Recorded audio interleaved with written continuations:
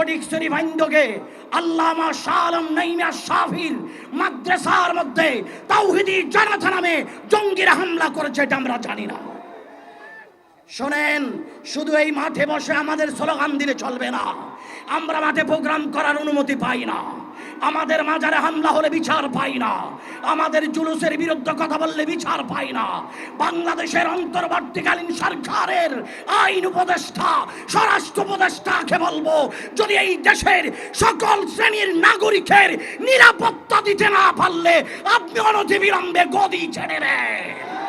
কারণ এই দেশে সরকার চলে সুন্নিদের ট্যাক্সের টাকায়, কইমির ট্যাক্সের টাকায়, জামাতের ট্যাক্সের টাকায়, আওয়ামী লীগের ট্যাক্সের টাকায়, হিন্দু বৌদ্ধ খ্রিস্টানের ট্যাক্সের টাকায়। যদি এই দেশে সকল সম্প্রদায় নিরাপত্তা পাইলে সুন্নিদের নিরাপত্তা দিতে সমস্যা কোন জায়গা? যদি সুন্নিদের নিরাপত্তা দিতে যদি ব্যর্থ হন, তাহলে সুন্নিদেরকে হাতে উঠাই দেন, তারপরে আমরা প্রমাণ করব এই দেশে নিরাপত্তার সহিত কিভাবে সুন্নিয়তের কাজকে সামনের দিকে এগিয়ে নিয়ে যাওয়া যায়। আমি আজকে হাটাজারি এই ময়দানে আমাদের আকাবের গন্ধের কদমে আরজি পেশ করে বলবো, আপনারা আমাদের আকাবের, আপনারা আমাদের মুরব্বী, হুজুর আপনারা শুধু নির্দেশ প্রদান করুন। এই বাংলার মাটিতে এখনো লাখ লাখ তরুণ নওজোয়ানেরা আছে, একটাবার আপনাদের জবানে নির্দেশনা আসবে, এই জমিনে কোনো বাতিলেরা ওলি আল্লাহর বিরুদ্ধে আঙ্গুল তোলার সুযোগ পাবে না। বড় কষ্ট হয় যখন অনুমতির জন্য যাওয়া হয়, মাহফিলের অনুমতি নাই, যখন জুলুসের অনুমতি নেওয়া হয় ডিসি সাহেব পারমিশন দেয় নাই, যখন উরুস করা হয় পারমিশন দেয় নাই। আরে ভাই, ধর্মীয় কাজে আবার কিসের পারমিশন? যদি সুন্নিরা ঐক্যবদ্ধ হয়ে মাঠে নামে, যারা অনুমতি দিবে বলে তারা আমাদের কাছ থেকে অনুমতি নিতে বাধ্য হবে। আজ থেকে সুন্নিরা এই হাটহাজারীর ময়দান থেকে সিদ্ধান্ত গ্রহণ করুন, এখন থেকে ধর্মীয় সুন্নিয়তের কোনো কাজ করার জন্য কোনো অনুমতির প্রয়োজন মনে করি না।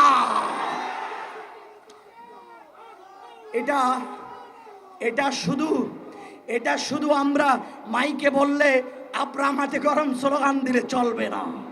এটার জন্য মানসিক প্রস্তুতির দরকার আছে, বলেন আছে না নাই? এটার জন্য শারীরিক প্রস্তুতির দরকার আছে।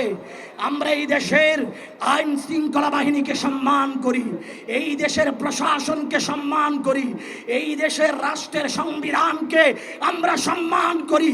আমরা সম্মান করি, বিনয় দেখাই, সেটা আমাদের দুর্বলতা নয়। কেউ যদি সেটা সুন্নিদের দুর্বলতা ভেবে নেয়, তাহলে তার কপালে দুঃখ আছে। মনে রাখবেন, এটা ইমাম শেরে বাংলার রক্ত ঝরা জমিন। ইমাম শেরে বাংলা যখন দেখেছিলেন লালদিঘির ময়দানে বেয়াদবে রসুল এসে রসুল পাকের শানে গুস্তাখি করা শুরু করেছে, ইমামে পাক মুজাদ্দিদ মিল্লাত ইমাম শেরে বাংলা কোন অনুমতি চাই নাই, মদিনাওয়ালার দিকে গিয়ে বেয়াদবকে মঞ্চ থেকে নামিয়ে দিয়েছিল।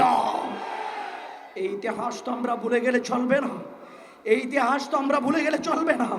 আমাদের চোখের সামনে কেউ যদি রক্তচক্ষু দিয়ে যদি বলে সরে যাও, না, ইমানের দাবি নিয়ে মাঠে এসেছি, ইমানের দাবি বাস্তবায়ন করে ছাড়বো। আজকে ঐতিহাসিক ময়দানে যদি আমাদের আকাবেরদের জবানে ইমানি চেতনা বাস্তবায়নের জন্য নির্দেশনা আসলে কে কে জান দিতে পারবা? হাত তুলে দেখায় দাও।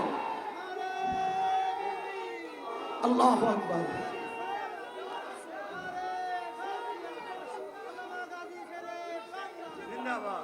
আলহামদুলিল্লাহ, ইমামে পাক মুজাদ্দিদ দ্বীন মিল্লাত হুজুর সাইয়েদনা শেরে বাংলা কিবলা কাবার একজন উত্তরসূরিরা ময়দানে জান দেওয়ার জন্য প্রস্তুত আছে।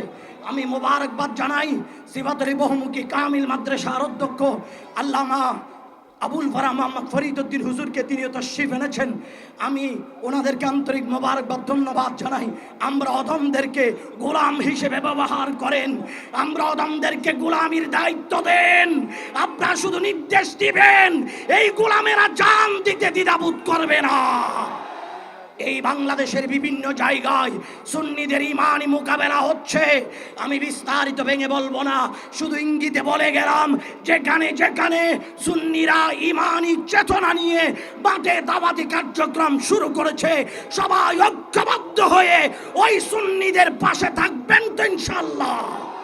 আল্লাহ আমাদেরকে কবুল করুক, আমিন।